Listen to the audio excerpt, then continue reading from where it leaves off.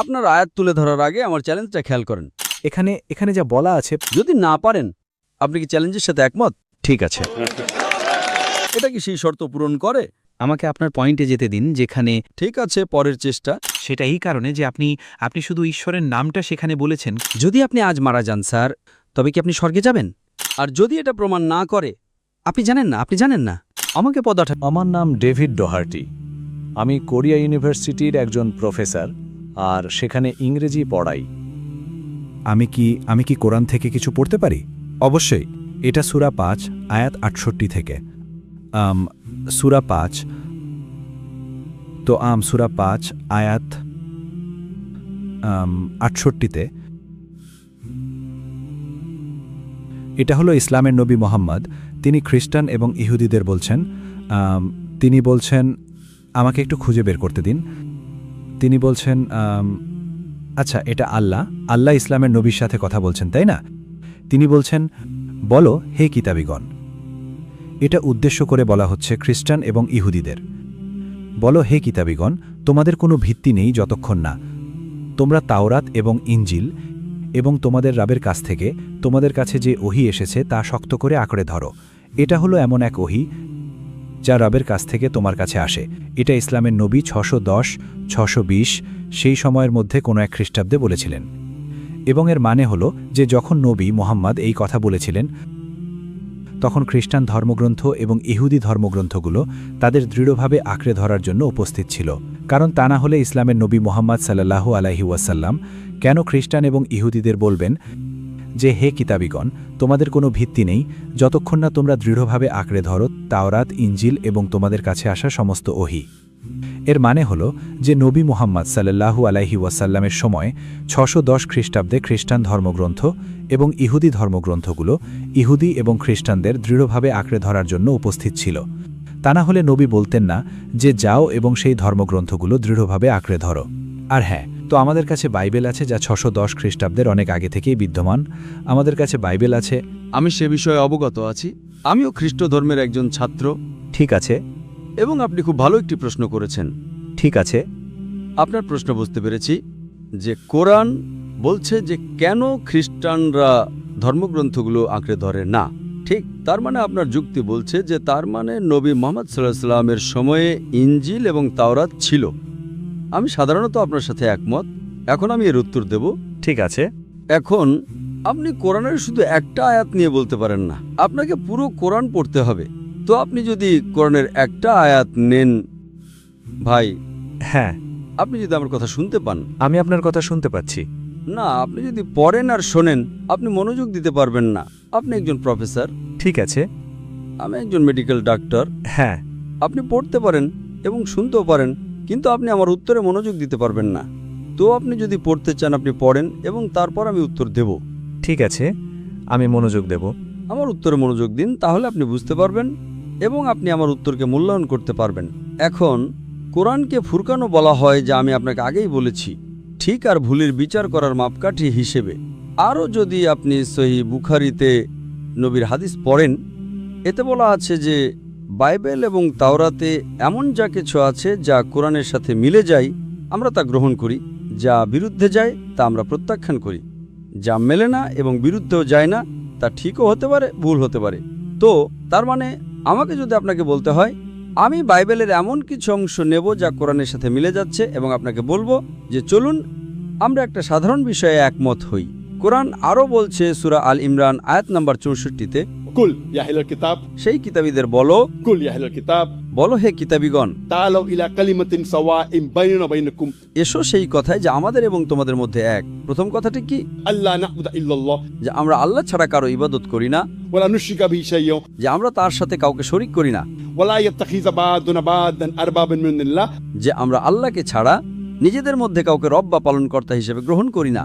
Fine তাওয়াল্লাউ, এরপরও যদি তারা মুখ ফিরিয়ে নেয়, ফাকুলু শাদু, তাহলে তোমরা বলো যে সাক্ষী থাকো বি আন্না মুসলিমুন, যে আমরা মুসলিম, আল্লাহ সুবহানাহু ওয়া তাআলার কাছে আমাদের ইচ্ছা সমর্পণ করছি। তো এখানে কোরআন ইহুদি এবং খ্রিস্টানদের বলছে যে আসো সেই কথায় যা তোমাদের এবং আমার মধ্যে এক। এর মানে নবী জানতেন যে আপনারা যে বই বহন করছেন তা বিকৃত হয়ে গেছে, কিন্তু তারপরও এতে আল্লাহর বাণী আছে। কোরআন কোথাও বলে না যে আপনারা যে সম্পূর্ণ পাঠ্য বহন করছেন তা আল্লাহর বাণী। আসল ওহী ছিল আল্লাহর বাণী। কিন্তু বর্তমানে আপনাদের কাছে যে বইটা আছে, কারণ আপনি যদি খ্রিস্টান ধর্ম পণ্ডিতদের কথা শোনেন, তারা বলে যে যখন ঈসা আলাইহিস সালাম পৃথিবীতে হেঁটেছিলেন তখন বাইবেলের একটা শব্দও লেখা হয়নি।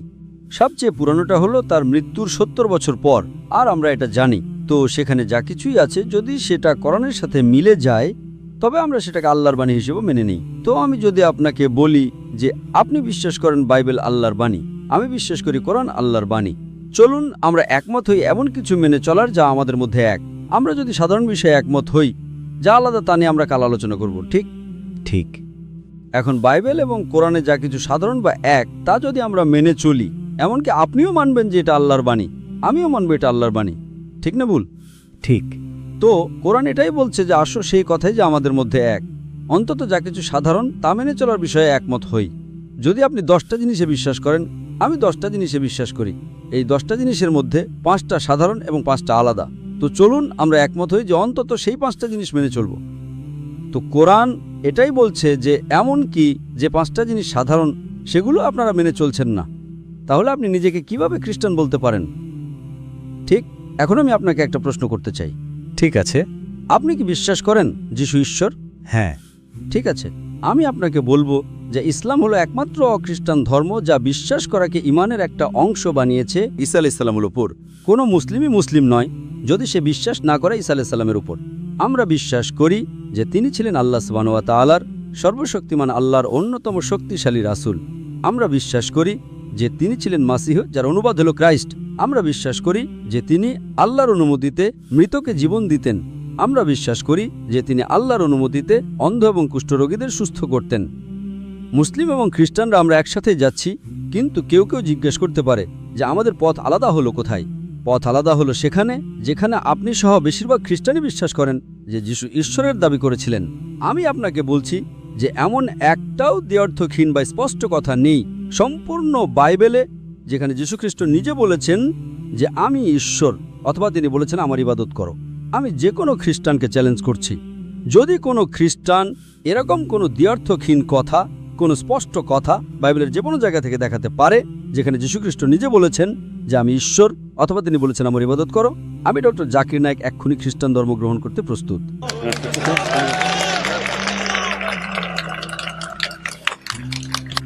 আমি কি একটা আয়াত পড়তে পারি? আমি আমার অন্য ভাই বোনদের পক্ষ থেকে বলছি না। ঠিক আছে, আমি কি এটা পড়তে পারি? ঠিক আছে, দয়া করে আমাকে একটু শেষ করতে দিন। হ্যাঁ হ্যাঁ হ্যাঁ। আমি আমার অন্য ভাই বোনদের পক্ষ থেকে বলছি না। আমি ফাঁসির কাজটা আমার মাথা রাখছি। আপনার আয়াত তুলে ধরার আগে আমার চ্যালেঞ্জটা খেয়াল করেন। একটা দ্ব্যর্থহীন কথা দেখান। আমি জানি আপনি ইংরেজির একজন প্রফেসর এবং আপনার ইংরেজি আমার চেয়ে ভালো। বাইবেলের যে কোনো জায়গা থেকে একটা স্পষ্ট কথা দেখান যেখানে যীশুখ্রিস্ট নিজে বলেছেন যে আমি ঈশ্বর, অথবা তিনি বলেছেন আমার ইবাদত করো। আসলে যদি আপনি বাইবেল পড়েন, যীশুখ্রিস্ট বলেছেন, এটা উল্লেখ আছে গসপেল অফ জন অধ্যায় 14 পদ 28। যীশুখ্রিস্ট বলেছেন আমার পিতা আমার চেয়ে মহান। গসপেল অফ জন অধ্যায় 10 পদ 29 তিনি বলেছেন যে আমার পিতা সবার চেয়ে মহান। গসপেল অফ ম্যাথিউ অধ্যায় নম্বর 12 পদ নম্বর 28, আমি ঈশ্বরের আত্মা দিয়ে শয়তান তাড়াই। গসপেল অফ লুক অধ্যায় নম্বর 11 পদ নম্বর 20, আমি ঈশ্বরের আঙুল দিয়ে শয়তান তাড়াই। গসপেল অফ জন অধ্যায় 5 পদ 30, আমি নিজে থেকে কিছুই করতে পারি না, আমি যেমন শুনি তেমন বিচার করি, আর আমার বিচার ন্যায়, কারণ আমি আমার নিজের ইচ্ছা নয় বরং পরমপিতার ইচ্ছা খুঁজি। যে কেউ বলে যে আমি আমার নিজের ইচ্ছা নয় বরং পরমপিতার ইচ্ছা খুঁজি, সে একজন মুসলিম। ঈসা আলাইহিস সালাম একজন মুসলিম ছিলেন, এটা পরিষ্কারভাবে উল্লেখ আছে প্রেরিত বই অধ্যায় 2 পদ নম্বর 22। হে ইসরায়েলিবাসীরা, এই কথা শোনো, নাসরথের যিশু তোমাদের মাঝ থেকে ঈশ্বরের অনুমোদিত একজন মানুষ, সেই সব অদ্ভুত কাজ এবং অলৌকিক কাজ এবং নিদর্শনের মাধ্যমে যা ঈশ্বর তার দ্বারা করেছিলেন, আর তোমরা তার সাক্ষী। ঈশ্বরের অনুমোদিত একজন মানুষ তোমাদের মাঝে সেই সব অদ্ভুত কাজ এবং নিদর্শন এবং অলৌকিক কাজের মাধ্যমে যা ঈশ্বর তার দ্বারা করেছিলেন, আর তোমরা তার সাক্ষী। তো সম্পূর্ণ বাইবেলে এমন একটাও দ্ব্যর্থহীন কথা নেই যেখানে যীশুখ্রিস্ট নিজে বলেছেন যে আমি ঈশ্বর, অথবা তিনি বলেছেন আমার ইবাদত করো। আর আপনাকে সেটা দেখানোর জন্য সাদর আমন্ত্রণ জানাচ্ছি। আর আপনি দেখাতে পারলে আমি খ্রিস্টান ধর্ম গ্রহণ করব। ওকে। আর যদি না পারেন তাহলে আপনাকে মেনে নিতে হবে যে যিশু ঈশ্বর নন। আপনি কি চ্যালেঞ্জের সাথে একমত? ঠিক আছে।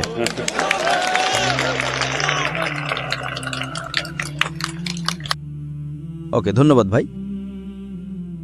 ঠিক আছে, তো আমরা বিশ্বাস করি যে খ্রিস্টানরা বিশ্বাস করে যে যিশু হলেন ঈশ্বরের পুত্র এবং ঈশ্বর দ্য দ্য দ্য ট্রিনিটি। ঠিক আছে, খ্রিস্টান দৃষ্টিকোণ থেকে বাইবেল থেকে কোট দিন। ঠিক আছে। তো যোহন অধ্যায় 10 এবং আমি কি একটু 1 সেকেন্ডের জন্য ওটা পেতে পারি? পদ নাম্বার 30, পৃষ্ঠা 31। যোহানের গসপেল অধ্যায় নাম্বার 10 পদ নাম্বার 30, আমি এবং আমার পিতা এক। ওটা ওটা ওটা একটা ভালো উদাহরণ, কিন্তু আমি পড়ছি যোহন, ওটা ভালো। আপনার কাছে বাইবেল আছে, আমি আমার মাথা থেকে পড়ছি। হ্যাঁ, সেটা আসলেই। আপনাকে অনেক ধন্যবাদ। আমি আপনাকে সাহায্য করছি ভাই। হ্যাঁ, আপনাকে অনেক ধন্যবাদ। আমি পড়ছি যোহন অধ্যায় 10 পদ 34 থেকে। হ্যাঁ, আর এটা বলছে যে যিশু তো প্রথমেই ইহুদিরা যিশুকে পাথর মারতে চায়, তাই তো? এখানে যা বলা আছে পদ 33-এ তা হলো ইহুদিরা বলে, আচ্ছা পদ 33, আচ্ছা প্রথমে 31। যিশু বলেন, এবং আবারও ইহুদিরা তাকে পাথর মারার জন্য পাথর তুলে নিল। ইহুদিরা যিশুকে পাথর মারার জন্য পাথর তুলে নিল। পদ 31, এবং আবারও ইহুদিরা তাকে পাথর মারার জন্য পাথর তুলে নিল। কিন্তু যিশু তাদের বললেন, আমি পিতার পক্ষ থেকে তোমাদের অনেক বড় বড় অলৌকিক কাজ দেখিয়েছি, এগুলোর মধ্যে কোনটির জন্য তোমরা আমাকে পাথর মারছ? ইহুদিরা বলল, আমরা এগুলোর কোনোটির জন্যই তোমাকে পাথর মারছি না। ইহুদিরা উত্তর দিল, বরং ঈশ্বর নিন্দার জন্য, কারণ তুমি নিছক একজন মানুষ হয়েও ঈশ্বর হওয়ার দাবি করছ। যিশু তাদের উত্তর দিলেন, তোমাদের আইনে কি লেখা নেই আমি বলেছি তোমরা ঈশ্বর? তিনি যদি তাদের ঈশ্বর বলে থাকেন যাদের কাছে ঈশ্বরের বাণী এসেছিল এবং ধর্মগ্রন্থ লঙ্ঘন করা যায় না, খুবই পরিষ্কার, তাহলে তার ব্যাপারে কি বলবে যাকে পিতা নিজের হিসেবে আলাদা করেছেন এবং পৃথিবীতে পাঠিয়েছেন? তাহলে কেন তোমরা আমার বিরুদ্ধে ঈশ্বর নিন্দার অভিযোগ করছো? কারণ আমি বলেছি আমি ঈশ্বরের পুত্র। এর মানে কি আমাকে বলুন। তো যিশু বললেন, আমি ঈশ্বরের পুত্র। খুবই পরিষ্কার, আপনি খুব শক্ত প্রমাণ উদ্ধৃত করেছেন, আমার যুক্তিটা খুব ভালোভাবে তুলে ধরেছেন। ঠিক আছে, আমাকে বিশ্বাস করো না যদি না আমি তা করি যা আমার পিতা করেন, কিন্তু যদি আমি তা করি, এমনকি তোমরা যদি আমাকে বিশ্বাস নাও করো, অলৌকিক কাজগুলোকে বিশ্বাস করো, যাতে তোমরা জানতে ও বুঝতে পারো যে পিতা আমার মধ্যে আছেন এবং আমি পিতার মধ্যে আছি। তো সেখানে যিশু বলছেন আমি ঈশ্বরের পুত্র, এবং ইহুদিরা তারা তার কথা থেকে বুঝতে পেরেছিল যে সে ঈশ্বর হওয়ার দাবি করছে।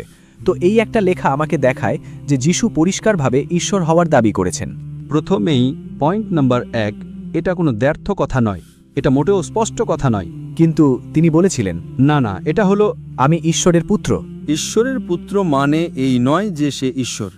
জানেন, বাইবেলে ঈশ্বরের অসংখ্য পুত্র আছে। আদম ঈশ্বরের পুত্র, দাউদ ঈশ্বরের পুত্র, ইব্রাহিম ঈশ্বরের পুত্র। রোমীয় অধ্যায় নম্বর 8 অনুযায়ী ঈশ্বরের আত্মা দ্বারা পরিচালিত সবাই ঈশ্বরের পুত্র। আপনি যদি ঈশ্বরের আদেশ মানেন তবে আপনি ঈশ্বরের একজন পুত্র। আমি যদি ঈশ্বরের আদেশ মানি আমি ঈশ্বরের পুত্র। এটা একটা বাগধারা হিসেবে ব্যবহৃত হয়েছে। আমরা হিন্দিতে বলি বেটা, ছেলে।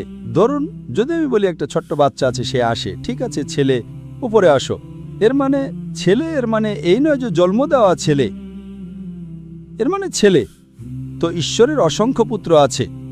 রোমীয় গসপেল অধ্যায় নম্বর 8-এ বলা আছে পদ নম্বর 14-তে, ঈশ্বরের আত্মা দ্বারা পরিচালিত সবাই ঈশ্বরের পুত্র।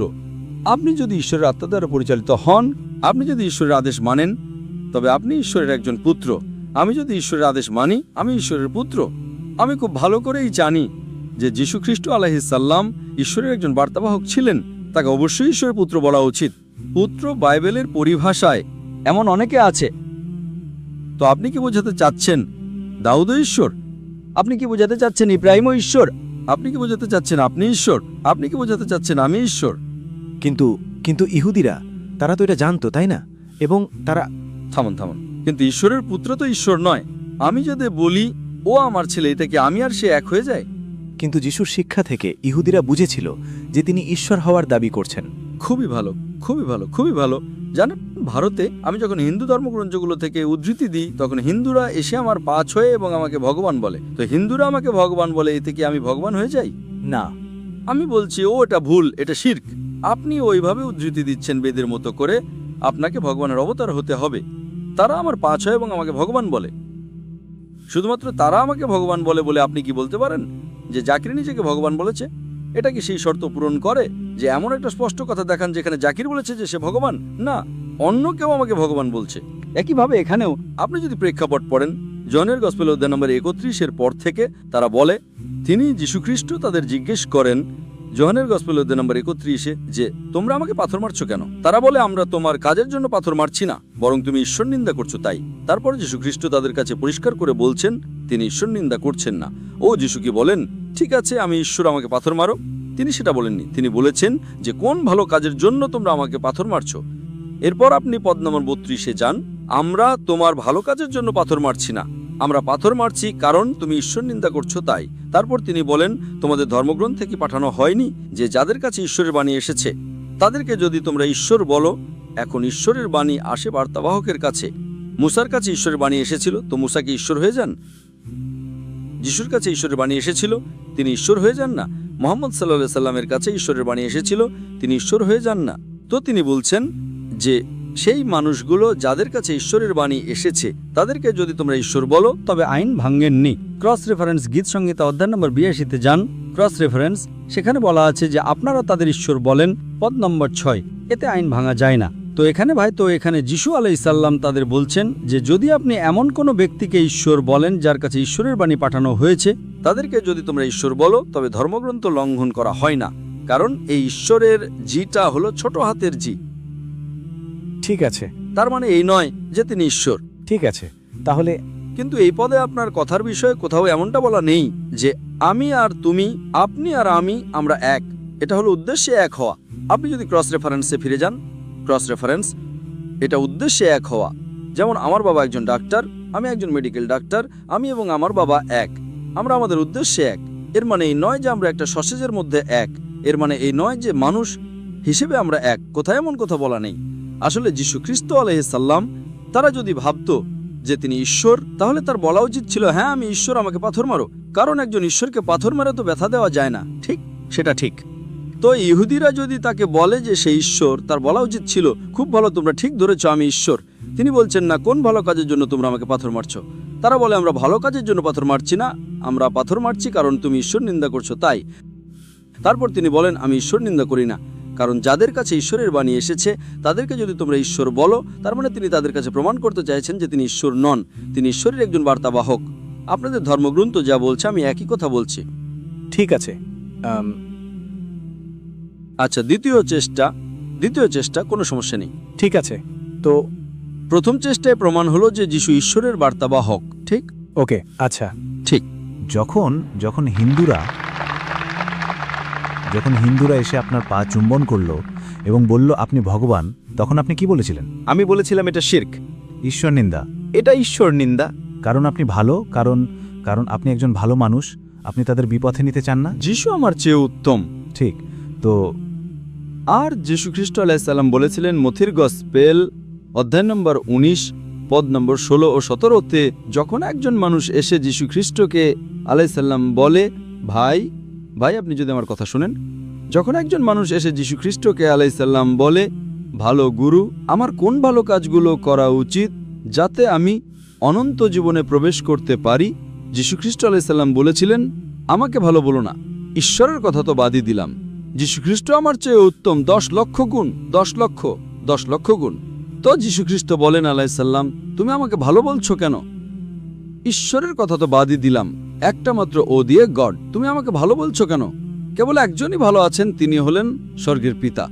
আর তুমি যদি অনন্ত জীবনে প্রবেশ করতে চাও তবে তুমি আদেশগুলো পালন করো। আপনি কি বুঝতে পেরেছেন? ঠিক। তো যীশু খ্রিস্ট এটাই বলেছিলেন, তিনি কখনোই বলেননি যে তোমরা আমাকে ঈশ্বর ডাকো। ঠিক আছে, তো ঠিক আছে, পরের চেষ্টা। ঠিক আছে, তো যখন তিনি মৃত্যু থেকে উঠেছিলেন, ঠিক মৃত্যু থেকে উঠেছিলেন মানে ঈশ্বর মারা গিয়েছিলেন? হ্যাঁ, ঠিক আছে, হ্যাঁ। আপনি কি বিশ্বাস করেন যে ঈশ্বর মরতে পারেন? হ্যাঁ। আমি আপনাকে এটাই বলেছিলাম, মানুষ বিশ্বাস করে যে ঈশ্বর নেই, যে ঈশ্বর মারা যেতে পারে কিভাবে। কিন্তু তাহলে তার আর আমার মধ্যে তফাৎ কি? কিন্তু দাঁড়ান, এক মিনিট দাঁড়ান। মৃত্যু মানে অস্তিত্বের সমাপ্তি নয়, মৃত্যু মানে অস্তিত্ব থেমে যাওয়া নয়। মৃত্যু হলো শুধু একটা থেকে পার হওয়া, কারণ না, দাঁড়ান, এক মাত্রা থেকে অন্য মাত্রায়। মৃত্যু হলো সেই নির্দিষ্ট বিষয়ের সমাপ্তি, সেই সময়টা শেষ হয়ে যাওয়া। হ্যাঁ, কিন্তু এই দুনিয়ায় আপনার পর্বের সমাপ্তি। হ্যাঁ, তো আপনি যখন মারা যান আপনি এই অবস্থা থেকে অন্য অবস্থায় যান। তো হ্যাঁ, যিশু যখন ক্রুশে মারা গিয়েছিলেন তিনি এই মাত্রা থেকে অন্য মাত্রায় চলে গিয়েছিলেন। ঈশ্বর ঈশ্বর করেছিলেন হ্যাঁ। God. God did, yes. God is. ঈশ্বর মাত্রা পরিবর্তন করতে পারেন। ঈশ্বর তিনি চূড়ান্ত। আমি আপনাকে বলেছিলাম কুলহু আল্লাহ আহাদ, বলো তিনি আল্লাহ এক অদ্বিতীয়, আল্লাহুস সামাদ। তিনি কাউকে জন্ম দেননি এবং তাকেও জন্ম দেওয়া হয়নি। যীশুখ্রিস্ট কি জন্ম নিয়েছিলেন? হ্যাঁ, তাহলে তিনি ঈশ্বর হতে পারেন না। কিন্তু কিন্তু ঈশ্বর, কিন্তু ওই শব্দটার মানে যখন আমরা ওই শব্দটা জন্ম দেওয়া হিসেবে অনুবাদ করি স্যার, যখন এর মানে এটা আসলে ঈশ্বরের অদ্বিতীয় পুত্র হিসেবেও অনুবাদ করা যায়। আলাদা, এর চেয়ে আলাদা, খুব অনন্য পুত্র। খুব অনন্য। হ্যাঁ, আপনি কি এমন একটা জায়গা দেখাতে পারবেন বাইবেলে যেখানে বলা আছে যে যীশুখ্রিস্ট জন্ম নেওয়া পুত্র? আমার মনে হয় এটা যোহান অধ্যায় 1 পদ। না, যোহান অধ্যায় 3 পদ নম্বর 16। হ্যাঁ, আচ্ছা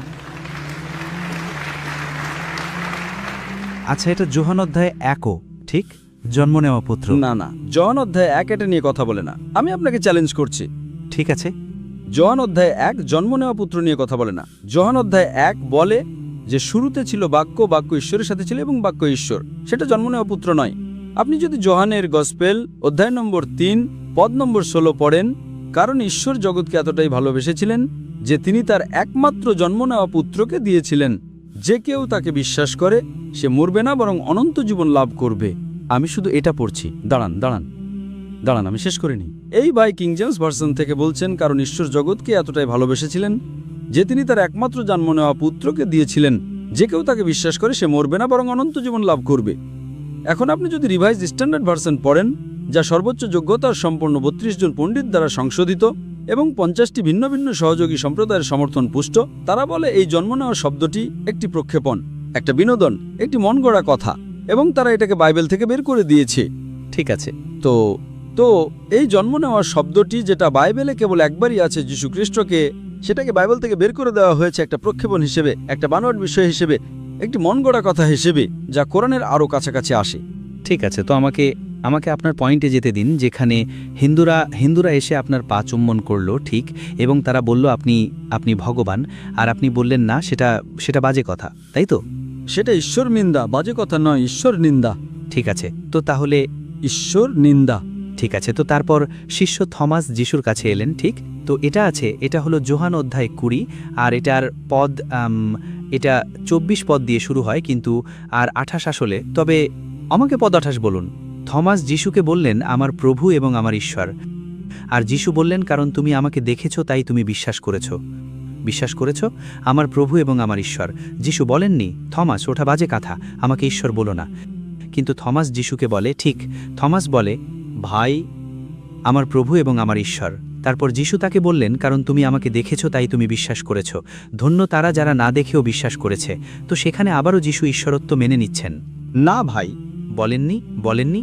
প্রেক্ষাপট পড়ুন। আপনি প্রসঙ্গের বাইরে থেকে উদ্ধৃতি দিচ্ছেন। যোহানের গসপেল অধ্যায় নম্বর 20, আপনি পদ নম্বর 25 থেকে শুরু করেন। এটা বলছে যে আমি স্পর্শ করতে চাই, আমি স্পর্শ করে দেখতে চাই যে পেরুকগুলো ছাপ আছে কিনা।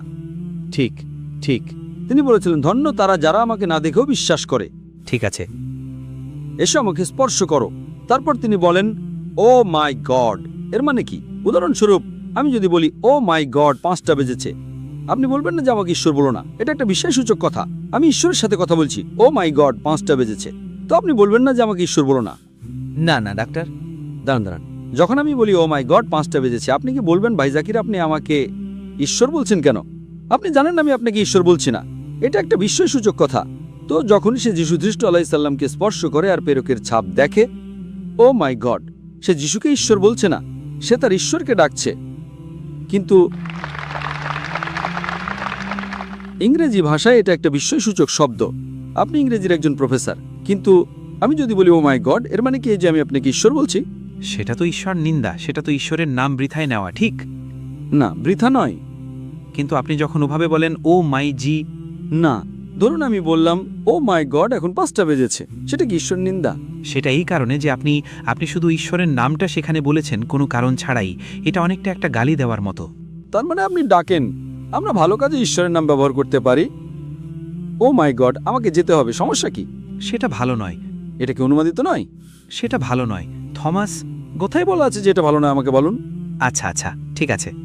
কোন পদে বলা আছে এটা ভালো নয়? আচ্ছা ঠিক আছে। ইহুদিরা বাইবেলে যখন ঈশ্বরের নাম পায় তারা সেটা উচ্চারণ করবে না, তাই না? তারা বলবে হাশেম, ওই নাম, অথবা তারা এটা বলবেই না। কিন্তু তারা বিশ্বাস করে যে ওটাই নাম, যেহোভা ইয়াহভে এলোহিম। কিন্তু তারা যখন সেই নামে পৌঁছায়, টেট্রাগ্রামাটন, যাকে কিছু পণ্ডিত ইয়াহভে অনুবাদ করেছেন, তারা ঈশ্বরের নামের বিষয়ে খুব সতর্ক থাকে। তো যখন থমাস বলেছিলেন আমার প্রভু এবং আমার ঈশ্বর, এটা এমন নয় যে ও মাইজি দেরি হয়ে গেল। তো এটা এমনই, যখন সে স্পর্শ করে সে বুঝতে পারে। ঠিক আছে, কিন্তু আরেকটা জিনিস স্যার। তবে যাই হোক, এটা কি আমার শর্ত পূরণ করে? আমি আপনাকে যে চ্যালেঞ্জ করেছিলাম একটা দেয়ার্থক কথা দেখান, এটা কোনো দেয়ার্থক কথা নয়। ওকে, আমাকে বাইবেলের যে কোনো জায়গা থেকে যেখানে যীশুখ্রিস্ট নিজে বলেন আমি ঈশ্বর, এটা তো অন্য লোকেরা বলছে যে তিনি ঈশ্বর, এটা মোটেও আমার চ্যালেঞ্জ পূরণ করে না। ঠিক আছে। আর আপনি যদি আমার চ্যালেঞ্জ পূরণ করতে না পারেন, আপনাকে বিশ্বাস করতে হবে যে যীশু ঈশ্বর নন। ঠিক আছে, তাহলে আরেকটা পয়েন্ট। পৃথিবীতে চলার সময় যিশুর নিজের জন্য সবচেয়ে পছন্দের শব্দ কী ছিল? তার সবচেয়ে পছন্দের শব্দ কী ছিল? তাকে মানুষের পুত্র বলা হতো। ঠিক, মানুষের পুত্র। এখন এখানে আমি আপনার পয়েন্টে আসছি। ইহুদি সাহিত্যে মানুষের পুত্র হলো একজন ঐশ্বরিক ব্যক্তি। আপনি যদি দাঁড়িয়ে না, আমিও মানুষের পুত্র। হ্যাঁ, কিন্তু ভুলে যান ইহুদি শাস্ত্র আর ঐশ্বরিক ব্যক্তির কথা। ওকে বিষয় হলো আপনাকে একটা দেয়ার্থক কথা দেখাতে হবে। আমি নিজেকে মানুষের পুত্র বলি। আপনি কি বোঝাতে চাচ্ছেন যে আমি নিজেকে ঈশ্বর বলছি? ভাই, আপনি কি মানুষের পুত্র নাকি না? হ্যাঁ, আপনি একজন মানুষ এবং একজন মহিলার পুত্র, ঠিক? হ্যাঁ। আচ্ছা, আপনি কি বোঝাতে চাচ্ছেন যে আপনি একজন ঈশ্বর? আপনি ঈশ্বর নিন্দা করছেন এবং তাদের বলছেন আপনাকে পাথর মারতে। হ্যাঁ, কিন্তু যখন তিনি মহাযাজকের সামনে ছিলেন এবং তিনি বলেছিলেন আমি মানুষের পুত্র, তারা বলেছিল ঠিক আছে, সে ঈশ্বর নিন্দা করেছে। তো তারা মানুষের পুত্র শব্দটির সম্পর্কে খুব অনন্য কিছু বুঝতে পেরেছিল। আর এটা থেকে মানুষের পুত্র শব্দটির বিভিন্ন অর্থ আছে। একদম। আমি আপনাকে দেয়ার্থক কথা বলেছিলাম। আচ্ছা, তো ভাই, আপনি কি ইংরেজি বোঝেন দেয়ার্থক কথা? আচ্ছা, সহজ কথায় ও মাই গড অন্য কেউ বলছে, এটা কি দেয়ার্থক? আর যীশুখ্রিস্ট আলাইসাল্লাম নিজে যখন বলেন আমি ঈশ্বর, আমি বলি আমি মানুষের পুত্র, আপনি বললেন আপনি মানুষের পুত্র, আপনি কি বোঝাতে চাচ্ছেন যে আপনি বলছেন আপনি ঈশ্বর? ঠিক আছে, ওল্ড টেস্টামেন্টে ঠিক আছে ঈশ্বর নিজেকে শুরু এবং শেষ বলে ডাকেন, ঠিক? ঈশাইয়াতে শুরু, ঠিক? গ্রিক ভাষায় আলফা এবং ওমেগা, ঠিক? এবং যীশুখ্রিস্ট রেভিলেশনসে তিনি ঠিক সেটাই দাবি করেন। তিনি প্রকাশিত বাক্য অধ্যায় 1:8 বলেন আমি আলফা এবং ওমেগা, সেই সর্বশক্তিমান বলছেন প্রভু ঈশ্বর যিনি ছিলেন। কোথাও নেই তো এটা প্রকাশিত বাক্যের বইতে। আমি আসছি ওই কথাই। আলফা এবং ওমেগা মানে হলো তিনি শুরু এবং তিনি শেষ। তার শুরু হয়েছিল একটা আস্তাবলে। যদি তিনি শুরু হন, তবে তিনি একটা আস্তাবলে জন্মেছিলেন। তিনি তো দুনিয়ার শুরু নন। এর মানে এই না যে তিনি শুরু এবং শেষ। এর মানে হলো আইনে মুসার সময়ে, সেই সময়ের আইনের জন্য মুসা যা শিখিয়েছিলেন সেটাই আলফা এবং ওমেগা। যীশুখ্রিস্টের সময়ে আলাইহিসসালাম আইনের ক্ষেত্রে তিনি আলফা এবং ওমেগা। নবী মুহাম্মদ সাল্লাল্লাহু আলাইহি ওয়াসাল্লামের সময়ে নবী মুহাম্মদ সাল্লাল্লাহু আলাইহি ওয়াসাল্লামই আলফা এবং ওমেগা আইনের বিষয়ে, কারণ তারা ঈশ্বরের বার্তাবাহক। এর মানে এই না যে তিনি শুরু এবং শেষ। তিনি একটা আস্তাবলে জন্মগ্রহণ করেছিলেন, তিনি কিভাবে শুরু হতে পারেন? বাইবেল সম্পর্কে যার সামান্যতম জ্ঞান আছে সেও একমত হবে যে তিনি শুরু ছিলেন না। তার আগে অনেকেই ছিলেন, তিনি শুরু ছিলেন না। কিন্তু আইনের ক্ষেত্রে যেহেতু তিনি ঈশ্বরের বার্তাবাহক ছিলেন, তিনি খ্রিস্টান ধর্মের আইনের ক্ষেত্রে যা কিছুই শিখিয়েছিলেন আলফা এবং ওমেগা ছিল, আমি একমত। মুসার সময়ে তিনি ছিলেন আলফা এবং ওমেগা। নবী মুহাম্মদ সাল্লাল্লাহু আলাইহি ওয়াসাল্লামের সময়ে আলফা এবং ওমেগা। এটা এমন একটা কথা যা বলে যে তিনি চূড়ান্ত কর্তৃপক্ষ। ঠিক আছে। আচ্ছা, আপনি কি বিশ্বাস করবেন যে একজন নবীর কথা এবং তার কাজ, তারা উভয়েই যদি একজন নবীর খারাপ কাজ থাকে, যেমন অনৈতিক কাজ, তবে সেটা কোনো ভালো লক্ষণ নয়? যেমন একজন নবীর কাজ, তার শিক্ষা, তার জীবন অবশ্যই তার কথার প্রমাণ দিতে হবে, তাই তো? সুতরাং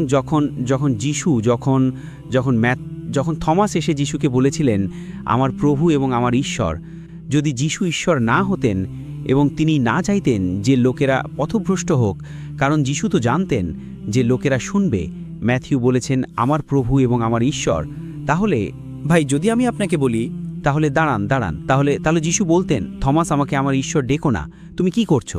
কারণ যিশু তো জানতেন যে সাধারণ মানুষ সেটা দেখবে এবং তারা উপলব্ধি করবে, তাকে আমার ঈশ্বর, আমার প্রভু এবং আমার ঈশ্বর ডাকার জন্য যিশু তাকে তিরস্কার করেননি।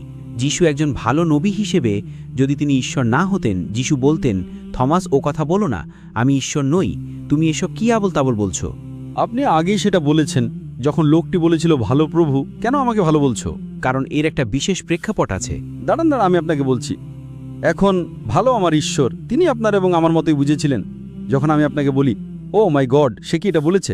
আপনি বলবেন না যে কেন তুমি আমাকে ঈশ্বর ডাকছো? আপনি সেটা বলেছেন। তো আপনি কি মনে করেন যে যিশু আপনার চেয়ে কম বুদ্ধিমান? আপনার এবং আমার চেয়ে বেশি বুদ্ধিমান যিশু আলাইসাল্লাম। তাই যখন আপনি আমাকে আপত্তি করবেন না, তিনি কেন আপত্তি করবেন? তিনি খুব পরিষ্কারভাবে বুঝেছিলেন আপনি তাকে ভুল বুঝছেন।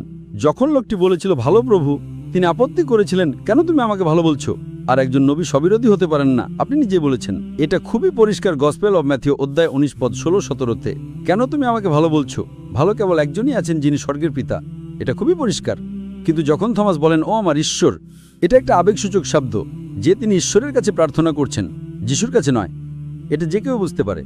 তো যদি সেটাই হতো তবে কেন তিনি সেই লোকটির ভালো প্রভু বলে আপত্তি করেছিলেন? হ্যাঁ আমি ঈশ্বর। আপনি কি বলতে চাইছেন যিশু স্ববিরোধী কথা বলছেন? একজনকে তিনি বলছেন তিনি ঈশ্বর, আরেকজনকে তিনি বলছেন না। আপনার নবী আমার নবী, আমি যিশুকে ভালোবাসি। আপনি যদি যীশু খ্রিস্টের নিয়ে ভুল কথা বলেন আমি রেগে যাব। আমি বিশ্বাস করি না যীশু খ্রিস্ট একজনকে বলছেন তিনি ঈশ্বর, আরেকজনকে বলছেন তিনি ঈশ্বর নন। আপনি যীশু খ্রিস্ট আলাইহিসসালামকে অপমান করার চেষ্টা করছেন, এতে আমি রেগে যাই, কারণ আমি যীশু খ্রিস্ট আলাইহিসসালামকে ভালোবাসি। আমি আপনার চেয়েও যীশু খ্রিস্টকে বেশি অনুসরণ করি। আপনি কি সেটা জানেন? খ্রিস্টান মানে যদি এমন কেউ হয় যে যীশু খ্রিস্ট আলাইহিসসালাম তার শিক্ষাগুলো মেনে চলে, তাহলে আমরা মুসলিমরা খ্রিস্টানদের চেয়েও বেশি খ্রিস্টান। ভাই, আপনি কি মদ পান করেন? আমি কি মদ পান করি? সামান্য একটু। হ্যাঁ, সামান্য একটু। আপনি জানেন বাইবেল উল্লেখ আছে বুক অব ইফিসিও অধ্যায় 5 পদ 18-তে, মদে মত্ত হইও না। হ্যাঁ, হিতোপদেশ অধ্যায় 20 পদ 1-এ উল্লেখ আছে যে তিনি মদবিরোধী ব্যক্তি। ঠিক। আর যীশু খ্রিস্ট আলাইহিসসালাম বলেছেন গসপেল অফ ম্যাথিউ অধ্যায় 5 পদ 17-18, যদি তুমি আইনের একটি নিয়ম বা একটি বিন্দু বা মাত্রাও ভঙ্গ করো, তুমি স্বর্গে প্রবেশ করতে পারবে না। সঠিক? সঠিক। ও আপনি খাচ্ছেন, আমি মদ পান করি না। আমি আপনার চেয়েও যিশুকে বেশি অনুসরণ করছি। ভাই, আপনি কি শূকরের মাংস খান? হ্যাঁ, সামান্য একটু, অনেক শূকরের মাংস। বুক অব লেভিটিকাস অধ্যায় 11 পদ 7 এবং 8, বুক অব ডিউটোরনমির মধ্যে 4 নম্বর পদ 14, বুক অব আইজাইয়া অধ্যায় 65 পদ 2-5 উল্লেখ আছে। আপনার শূকরের মাংস খাওয়া উচিত নয়। আমি শূকরের মাংস খাই না, আপনি শূকরের মাংস খান। সুতরাং খ্রিস্টান মানে যদি এমন কেউ হয় যে যীশু খ্রিস্ট আলাইহিসসালাম তার শিক্ষাগুলো মেনে চলে, তাহলে আমরা মুসলিমরা খ্রিস্টানদের চেয়েও বেশি খ্রিস্টান। ভাই, আপনার কি খতনা করা হয়েছে? না। যীশু খ্রিস্ট আলাইহিসসালাম গসপেল অব লুকে 8ম দিনে খতনা করা হয়েছিল। তো আপনি বলছেন না, না, এবং আমি আপনার চেয়েও যিশুকে বেশি অনুসরণ করছি। তাই খ্রিস্টান মানে যদি এমন কেউ হয় যে যীশু খ্রিস্ট আলাইহিসসালাম এর শিক্ষা অনুসরণ করে, তাহলে আমরা মুসলিমরা খ্রিস্টানদের চেয়েও বেশি খ্রিস্টান। কিন্তু যীশু খ্রিস্ট আলাইহিসসালাম গসপেল অব জন অধ্যায় 16 পদ 12-14-তে আরও বলেছেন, তোমাদেরকে বলার মতো আমার অনেক কথা আছে, কিন্তু তোমরা এখন সেগুলো সহ্য করতে পারবে না। কারণ তিনি যখন সত্যের আত্মা আসবেন, তিনি তোমাদেরকে সমস্ত সত্যের পথ দেখাবেন। তিনি নিজের থেকে কিছু বলবেন না, তিনি যা শুনবেন তাই বলবেন। তিনি আমাকে মহিমান্বিত করবেন। এখানে যীশু খ্রিস্ট আলাইহিসসালাম নবী মুহাম্মদ সাল্লাল্লাহু আলাইহি ওয়াসাল্লামের কথা বলছেন। আপনি কি বিশ্বাস করেন নবী মুহাম্মদ সাল্লাল্লাহু আলাইহি ওয়াসাল্লাম ঈশ্বরের একজন বার্তাবাহক? না স্যার, আমি করি না। আমি বিশ্বাস করি। তাই আমি আপনার চেয়ে যীশু খ্রিস্ট আলাইহিস সালাম তার শিক্ষাগুলো বেশি অনুসরণ করি, কারণ আমি যীশু খ্রিস্ট আলাইহিস সালামকে ভালোবাসি। আপনি তাকে ভালোবাসেন না, আপনি তার বিরুদ্ধে যেতে চান। তিনি আপনাকে বলছেন এমনকি যদি আপনি একটি বিন্দু ভঙ্গ করেন, আপনি স্বর্গে প্রবেশ করতে পারবেন না। আপনি কি স্বর্গে যেতে চান? হ্যাঁ, আমি চাই। তাহলে আপনি কেন যীশু খ্রিস্টের আইন ভঙ্গ করছেন? তো আমি আপনাকে সেটাই বলছি, কোরআন এবং বাইবেলে কি পার্থক্য আছে সেটা ভুলে যান। অন্তত যেগুলো মিলে যায় সেগুলো তো আমরা মেনে চলি। বাইবেল বলছে শুকরের মাংস খেও না, কোরআন বলছে খেও না শুকরের মাংস। বাইবেল বলছে মদপান করতে না, কোরআন বলছে মদপান করতে না, মদপান করবেন না। বাইবেল বলছে আপনাকে খতনা করতে হবে, আমাদের হাদিসে বলছে খতনার কথা। তো অন্তত যেগুলো মিলে যায় সেগুলো তো আমরা একমত হই। আপনি ধর্মগ্রন্থ নিয়ে কথা বলছেন, আপনি বাইবেল নিয়ে কথা বলছেন, তো আপনি সেগুলো মেনে চলছেন কেন? আপনি কোরআনের একটা আয়াত দেখান যেটা আমি মানি না, আর আমি সেটা মানতে শুরু করব। একটা আয়াত, আপনি একটা আয়াত বের করুন, এত নাম্বার অধ্যায়, এত নাম্বার আয়াত। আমি বিশ্বাস করি আমি কোরআন মেনে চলি।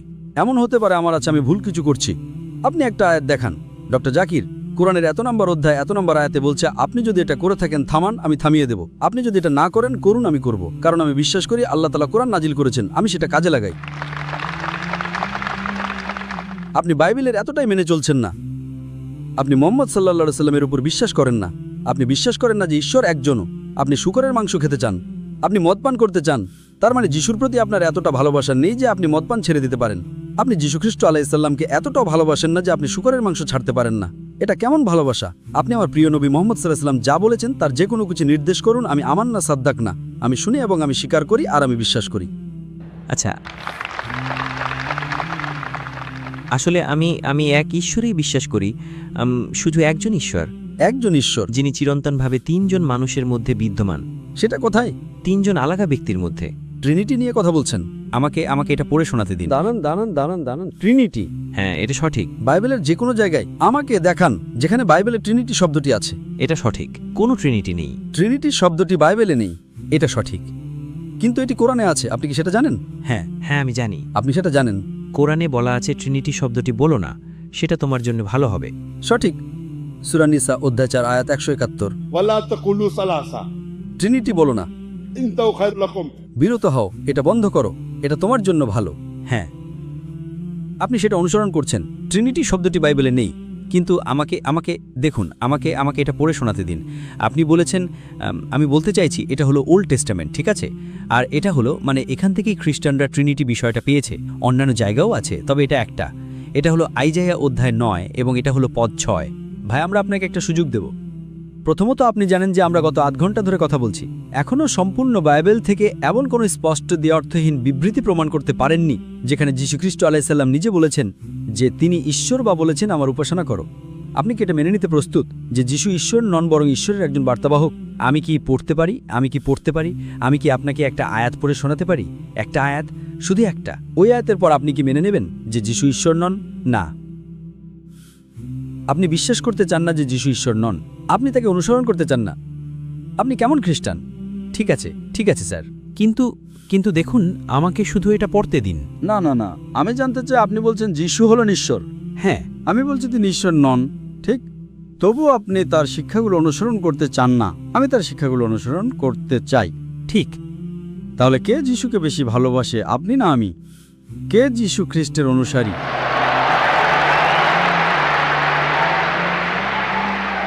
আসুন আমরা সৎ হই। কে যীশু খ্রিস্ট আলাইহিসসালামকে বেশি অনুসরণ করছে? আচ্ছা, আমি বিশ্বাস করি তিনি ঈশ্বর। আমি বিশ্বাস করি তিনি শিক্ষা দিয়েছেন যে তিনি ঈশ্বর, তাই। ঠিক আছে, যখন তিনি বলেননি যে তিনি ঈশ্বর, তিনি বলেছেন আমাকে ভালো বলো না, আর তবুও আপনি বিশ্বাস করেন তিনি ঈশ্বর। সুতরাং যদি কেউ বিশ্বাস করে আমি ঈশ্বর, তার মানে কি সে আমাকে ভালোবাসে? কিন্তু স্যার, সে আমার সাথে বেঈমানি করছে। যদি সেই হিন্দু আমাকে ঈশ্বর বলে ডাকে, কিন্তু স্যার, যিশু তো বলেছিলেন ঈশ্বর ছাড়া কেউ ভালো নয়, তাই না? কিন্তু স্বর্গের পিতা, ঠিক। তিনি স্বর্গের পিতা। আচ্ছা, তাহলে কি আব্রাহাম ভালো ছিলেন? এই প্রেক্ষাপটে যীশুখ্রিস্ট আলাইহিসসালামের মতে কেবল একজনই ভালো আছেন। ঠিক। তাহলে যিশু ভালো প্রভু, চূড়ান্ত ভালো, কেবল ঈশ্বরই। ঠিক। তাহলে সেখানে সেই আয়াতের একটা বড় প্রেক্ষাপট আছে যে এটা সেখানে অনেক কিছু আছে, কিন্তু ওল্ড টেস্টামেন্টের এই আয়াতে। কিন্তু আমি আপনাকে প্রশ্ন করছি, আপনি তাকে ঈশ্বর হিসেবে বিশ্বাস করুন বা বার্তাবাহক হিসেবে, আপনি তাকে অনুসরণ কেন করেন না? আচ্ছা, আমি বিশ্বাস করি তিনি একজন নবী এবং ঈশ্বর, দুটাই। কিন্তু আপনি তাকে অনুসরণ কেন করেন না? আচ্ছা, আমি চেষ্টা করছি। আমি তাকে অনুসরণ করার চেষ্টা করছি। কিভাবে চেষ্টা করছেন? তার মানে আপনি যিশুর চেয়ে শূকরের মাংস বেশি ভালোবাসেন? আপনি যিশুর চেয়ে মদ বেশি ভালোবাসেন? আপনি যিশুর চেয়ে শূকরের মাংস বেশি ভালোবাসেন? না, কিন্তু বাইবেল। আপনি কেমন খ্রিস্টান? কিন্তু বাইবেল। দাঁড়ান, মদের ব্যাপারে তাহলে আপনি আমার পক্ষে চলে আসছেন না কেন? আমি আপনার চেয়েও ভালো খ্রিস্টান। আচ্ছা, হয়তো আপনি তাই। হ্যাঁ, সেটা সত্যি হতে পারে, আপনি জানেন। তাহলে আমি স্বর্গে যাব, আপনি যাবেন না। আর আমি আপনাকে ভালোবাসি ভাই, আমি আপনাকে ভালোবাসি এবং আমি চাই আপনি আমার সাথে স্বর্গে আসুন। আচ্ছা স্যার, আমি আপনাকে একটা প্রশ্ন করি।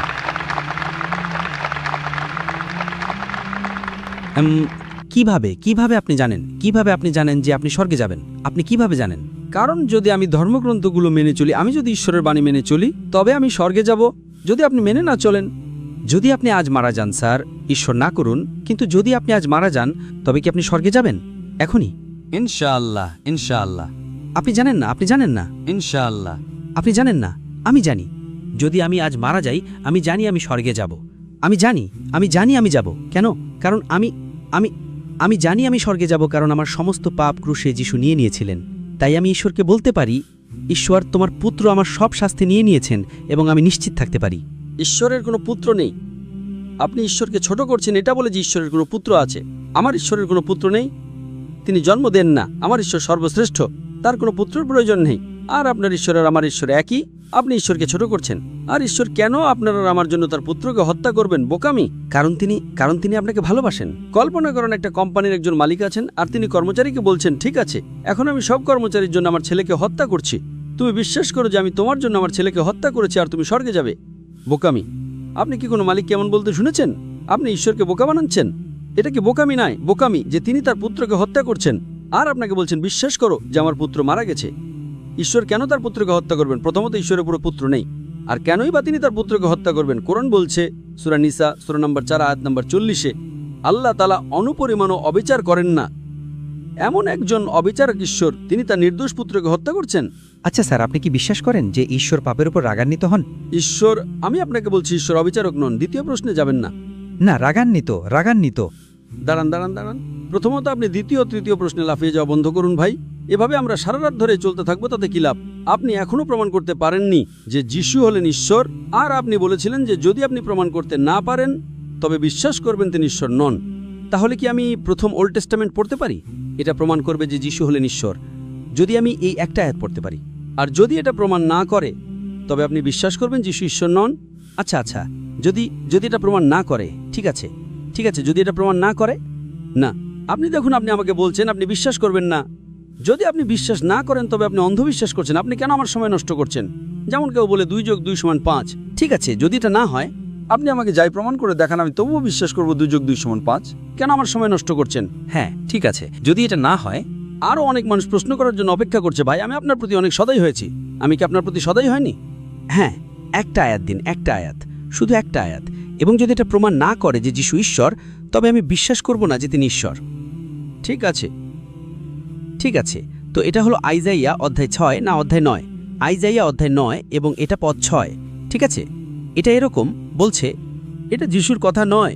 আচ্ছা, এটা নবী আইজাইয়া, কিন্তু এটা নবী আইজাইয়া।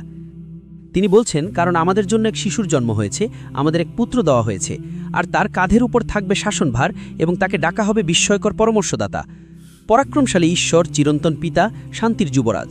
এই শিশু, এই পুত্রকে পরাক্রমশালী ঈশ্বর বলে ডাকা হবে, আইজাইয়া বলছেন। কোথায় বলা আছে যে এটা যিশু? কোথায় বলা আছে? আইজাইয়া বলছেন। আমি আপনাকে বলেছি স্পষ্ট দ্ব্যর্থহীন বক্তব্য সম্পূর্ণ বাইবেল থেকে, যেখানে যীশুখ্রিস্ট আলাইহিস সালাম নিজে বলেছেন, কিন্তু আপনি বলেছেন ঈশ্বরের বাণী। আইজাইয়া বলছেন, না, ওটা যিশুর কথা নয়। আইজাইয়া যিশুর কথা নয়। আপনি তো আপনার বাইবেলে ভালো করে জানেনও না। আইজাইয়া যীশুখ্রিস্ট আলাইহিস সালামের কথা হতে পারে না।